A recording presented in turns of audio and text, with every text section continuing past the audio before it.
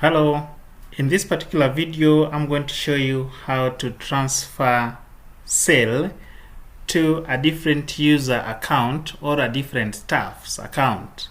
So what happens in a hotel setup, you'll find that their shifts or strict shift model working very well. So what happens is that a customer can come in, they have a service team or a person attend to them, and when the shift comes to an end or closes, this particular staff will go pleading with the customer to settle the bill so that they can hand over that particular payment to the cashier and leave the business for that day.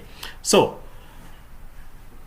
how do we handle a situation whereby the customer do not want to, of course, pay at that particular point or at that particular time because they're still in the hotel or having a good time for some extra 1 hour, 2 hours, or whichever period they are still waiting to stay within that particular business. And of course, they'll be maybe requesting for meals, drinks, and any other service around. So in this particular case, the admin or the management will advise this particular sale or order which were initially made in the earlier shift to be transferred to the next person available in the next shift, so that that particular person can trace this particular bill and of course ensure that it is paid before the client or the customer leaves.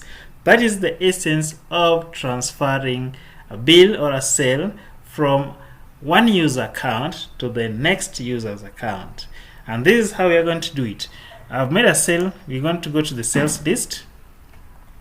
I've made one sale here. That is through Caroline's account. So we have this particular sale, and you can see the attendant or the service person was Caroline Mutemi. So I'll open this particular bill and I'll still see that particular information here. It was prepared by Caroline Mutemi. So if I want to transfer it to the next user who is coming into the new shift, then I just click on this particular button here called transfer sale.